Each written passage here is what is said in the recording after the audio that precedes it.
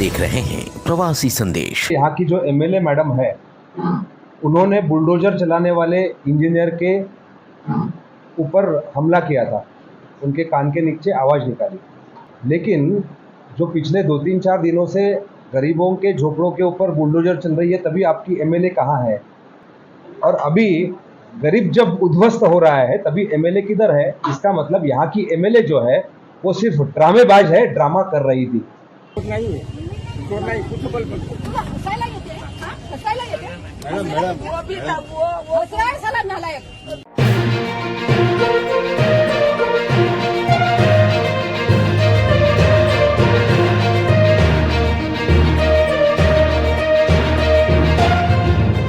आम आदमी पार्टी के नवनियुक्त प्रदेश उपाध्यक्ष धनंजय शिंदे मीरा भाईंदर दौरे पर आए और यहां संगठन के बारे में विस्तार से जानकारी ली। मीडिया से बात करते हुए शिंदे ने महाराष्ट्र की सत्तारूढ़ भाजपा पर जमकर हमला बोला। इसके साथ ही उन्होंने मीरा भाईंदर महानगर पालिका द्वारा भीषण बरसात में गरीबों के झोपड़े तोड़े जाने की तीव्र निंदा की। पिछले दिनों एक गरीब के झोपड़े तोड़ने वाले इंजीनियर को तमाचा मारने वाली स्थानीय विधायक गीता जैन भी आम आदमी पार्टी के निशाने पर रही। धनंजय शिंदे ने गीता जैन के इस कृत्य को स्टंटबाजी करार देते हुए कहा कि अब जब बारिश के दौरान झोपड़े तोड़े जा रहे हैं तो विधायिका कहाँ गायब है। इस बीच आम आदमी पार्टी द्वारा तमाम प्रशासनिक खामियों पर भी सवाल उठाए गए। इस बारे में आइए जानते हैं धनंजय सिंह से क्या कहना है उनका। मीरा भाईंदर जो है ये मेहनत करने वाले लोगों का शहर है, व्यापारियों का शहर है, लेकिन इस शहर की जो समस्याएं हैं हम देख रहे हैं कि यहाँ के जो चुने हुए लोक प्रतिनिधि हैं, वो नगर सेवक हो या एमएलए हो, वो क्या काम कर रहे हैं। हमें पता चला कि अभी बारिश के दरमियान पिछले 2-3 दिन से महानगर पालिका गरीबों के मकानों के ऊपर, गरीबों के झोपड़ों के ऊपर बुलडोज़र चला रही है। और कुछ 15 दिन पहले यहाँ की जो एमएलए मैडम है, उन्होंने बुलडोज़र चलाने वाले इंजीनियर के ऊपर हमला किया था, उनके कान के नीचे आवाज़ निकाली। लेकिन जो पिछले 2-3-4 दिनों से गरीबों के झोपड़ों के ऊपर बुलडोज़र चल रही है, तभी आपकी एमएलए कहाँ है?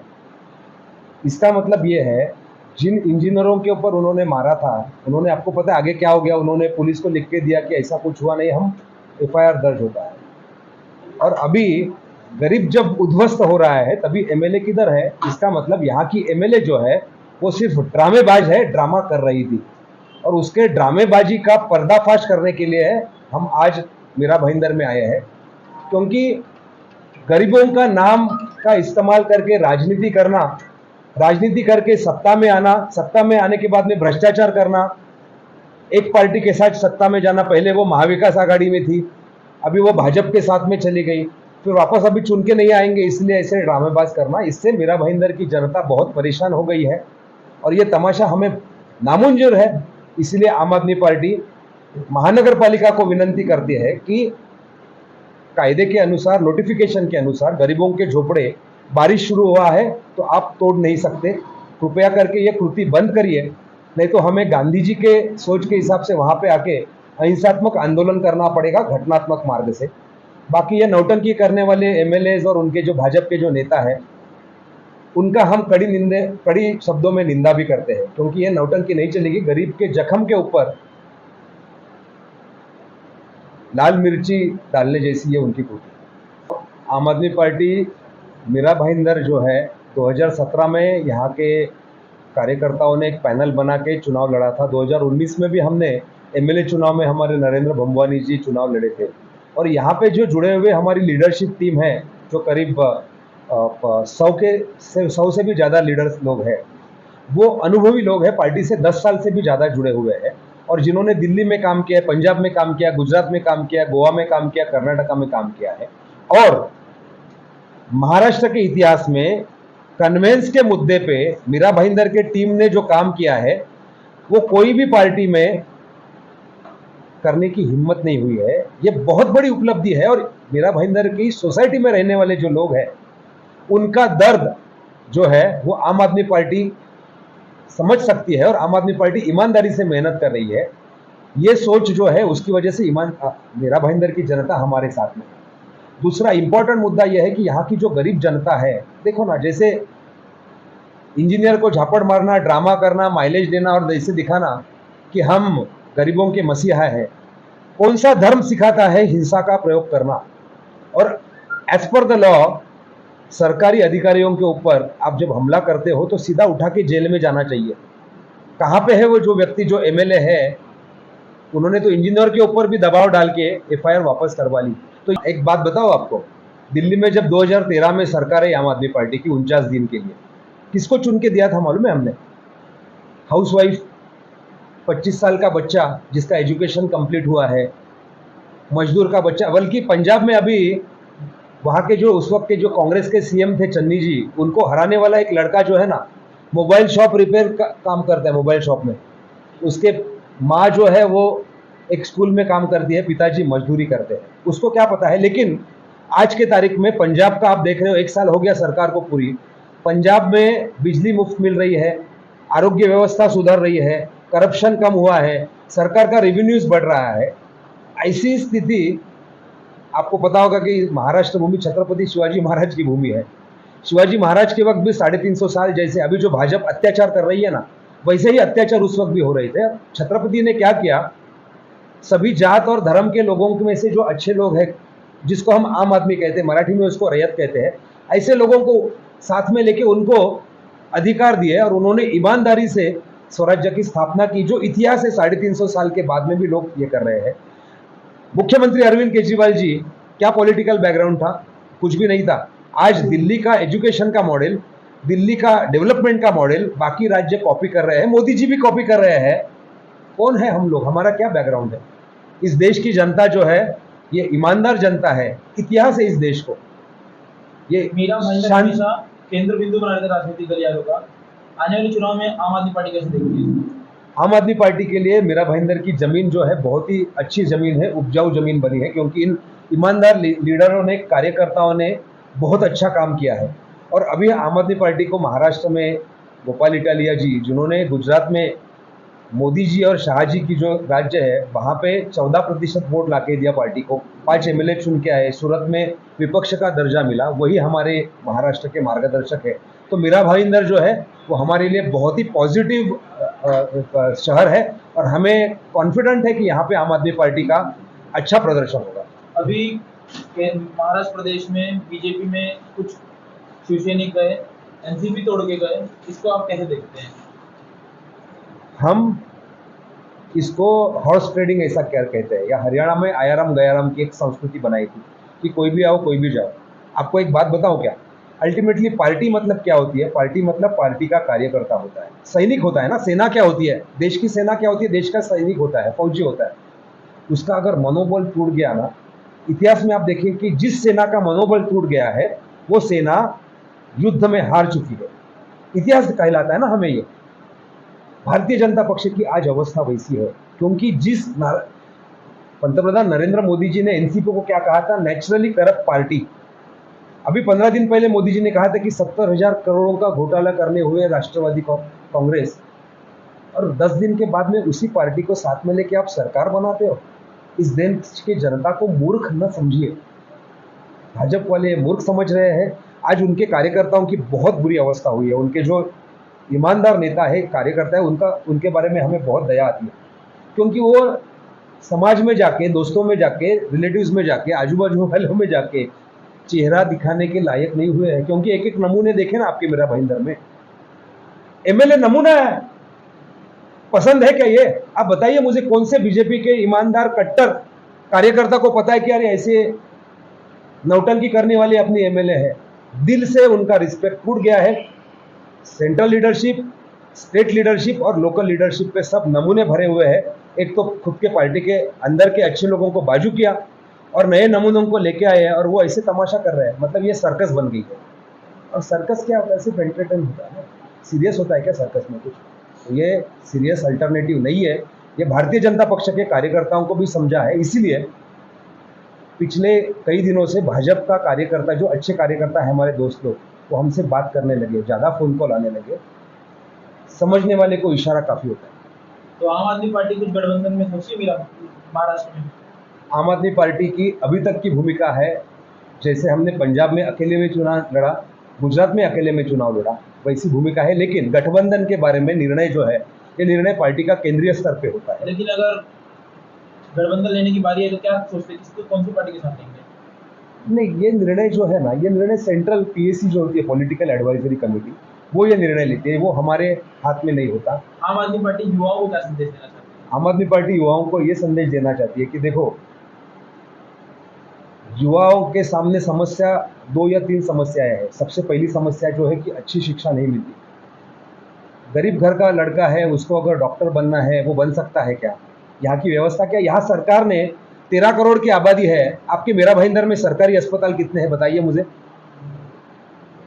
कैपेसिटी कितनी है वहाँ पे? डॉक्टर्स के हर साल अगर वो डॉक्टर्स के लिए ये करते होंगे, एडमिशन लेते होंगे, कितने होंगे? 500? मेरा भाईंदर की आबादी है 15 लाख, 11 लाख है।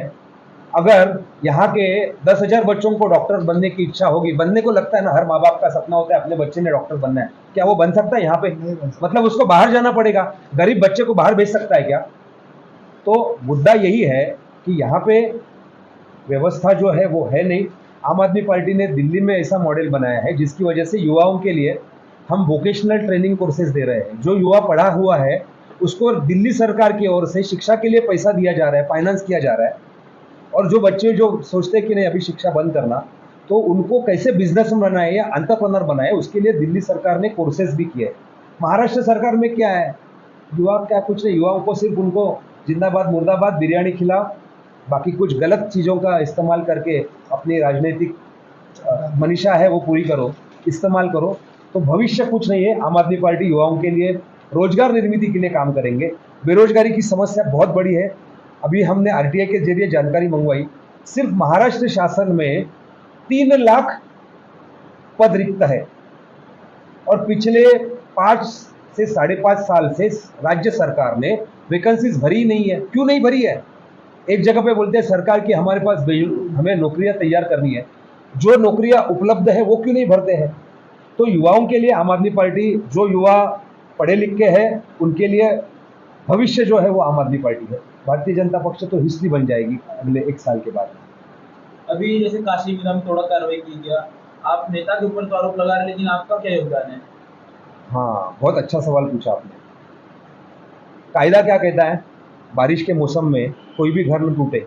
आम आदमी पार्टी ने, आपने हमारे प्रेस नोट में भी पढ़ा होगा, और इस विषय में कमिश्नर जो है यहाँ के जो अधिकारी है उनके साथ में हमारी बातें चल रही है कि आप ये गलत कर रहे हो। आपने कोई पत्र व्यवहार किया है? पत्र व्यवहार जरूर किया है अपने टीम में, उसकी कॉपी आपके साथ में शेयर की जाएगी। लेकिन हम कायदे से चलते हैं ना। कमिश्नर को हम एफआईआर के लिए भी इतना ये बोला था क्योंकि वो एफआईआर होना बहुत जरूरी था। उससे एक मैसेज जाता था कि बीएमसी महानगर पालिका गरीबों के झोपड़े, बारिश शुरुआत हो गई है तो तोड़ नहीं सकती। लेकिन तुम्हारे एमएलए को यहाँ के गरीबों के बारे में कुछ है नहीं। उन्होंने सिर्फ क्या उनका उद्देश्य था, स्टंटबाजी की। गरीबों का नुकसान होता है, मतलब हमारे व्यक्तिगत हमारे किसी से दुश्मनी नहीं है, लेकिन इनके तमाशे से गरीबों की जिंदगी जब दाव पे लग जाती है ना, तो ये हमें मंजूर है। और इसीलिए आम आदमी पार्टी आने वाले दिनों में, ये नौटंकी करने वाले सभी पार्टी के लोग हैं, वो शिंदे सेना हो, वो एनसीपी हो, या वो भारतीय जनता पक्ष हो, या वो इंडिपेंडेंट चुन के आए हुए आपके एमएलए हो, इनके खिलाफ एक बहुत बड़ा आंदोलन खड़ा करेगी। और हमें जैसे पंजाब और दिल्ली की जनता ने आशीर्वाद दिया, सत्ता में लाया, मेरा भाईंदर की जनता भी हमें इन अच्छे जुझारी कार्यकर्ता और पदाधिकारियों के नेतृत्व में हमें सत्ता में ला सकती है, ऐसा हमारा विश्वास है। और इसीलिए जब नई जिम्मेदारी मिली तो पहले दिन ही हम मेरा भाईंदर में। इस अवसर पर आम आदमी पार्टी के स्थानीय पदाधिकारी सुखदेव बेम्बंशी और राजेश शर्मा ने भी मीडिया से बात की, उनको भी सुन लीजिए। आज की जो हम लोगों की मीटिंग थी, हमारे अभी नए महाराष्ट्र की कमेटी में नियुक्त हुए हैं उपाध्यक्ष के तौर पर धनंजय शिंदे जी, और उन्होंने जिस तरीके से स्वराज्य यात्रा में पूरा योगदान दिया, साथ ही साथ में अभी आने वाले समय में जिस तरीके से आप जानते हैं कि अभी सभी नगर पालिका के चुनाव की बिल्कुल बच चुकी है। महाराष्ट्र मुंबई के महानगर पालिका के चुनाव के डेट भी अभी डिक्लेयर होने वाले हैं जल्द ही। तो साथ ही अभी सभी महानगर पालिका के चुनाव होने वाले हैं, उनके मार्गदर्शन के लिए और हमारी जो यहाँ पे कमेटी है उनको एक ऊर्जा देने के लिए धनंजय जी यहाँ पर आए। 2 दिन पहले उनकी नियुक्ति हुई और हम बहुत खुशी है इस बात का कि दूसरे दिन ही उन्होंने हमको यहाँ पर मार्गदर्शन के लिए अपना समय दिया। पार्टी पूरी तरह से उत्साह है पूरे मीरा भाईंदर के लिए चुनाव में जाने के लिए, और मीरा भाईंदर में हम बहुत ही अच्छा तरीके से चुनाव लड़ेंगे, मजबूती से लड़ेंगे। यहाँ के भ्रष्ट तंत्र जिस तरीके के नेता और अधिकारियों का है, उस पूरे तंत्र को तोड़ने का काम इस बार आम आदमी पार्टी मीरा भाईंदर करेगी। तो आज जो ये मीरा भाईंदर में सभा रखी गई थी, ये हमारे नवनिर्वाचित उपाध्यक्ष हैं धनंजय शिंदे जी, जो अब तक काफ़ी समय से यहाँ महाराष्ट्र सेक्रेटरी के पद पर थे। और आज ये लगातार हम लोग है ना, क्योंकि अभी गोपाल इटालिया जी हमारे महाराष्ट्र के लिए बहुत बड़े एक संगठन जोड़ने का काम कर रहे हैं, जो गुजरात में एक अनुभवी नेता हैं, उन्होंने गुजरात का चुनाव, तो वो एक संगठन स्वराज यात्रा के बाद यहाँ महाराष्ट्र के अंदर इतनी हलचल मची है कि पंढरपुर से लेकर के सोलापुर कोल्हापुर होते हुए जब थाना पहुंचे तो काफी चर्चा में यहाँ पर लोगों के बीच में आम आदमी पार्टी की चर्चा हुई और काफी उत्साहित लोग दिखे। तो उसके बाद में हम लोग चाहते हैं कि डेली एक ऐसी सभा हो जिसमें जो कार्यकर्ता, क्योंकि एक लंबा समय हमारा हो चुका है, 10-11 साल लगातार हम महाराष्ट्र में मीरा भाईंदर में लड़ रहे हैं, तो लोगों को जिस तरीके से सैनिकों को आगे पीछे किया जाता, तो ठीक आगे पीछे करने के लिए इस तरीके से चेतना जगाने के लिए हम उसके अंदर ये ऐसी संगठन की नई चेतना ऊर्जा जो निर्मित हो वो काम कर रहे हैं इसके अंदर। अध्यक्ष बनने के बाद में उनकी जो जिम्मेदारी है, जो आने वाले समय में महाराष्ट्र में संगठन को किस तरीके से मजबूत बनाया जाए, और मीरा भाईंदर में हमेशा धनंजय शिंदे जी की पसंद की जगह रही है। उनका कहना है कि यहाँ के जो कार्यकर्ता हैं वो बहुत ही जुनूनी, जमीन से जुड़े हुए और हर मुद्दे को बहुत तेजी से उठा करके उसकी जितनी ताकत है उतनी लड़ते हैं उसके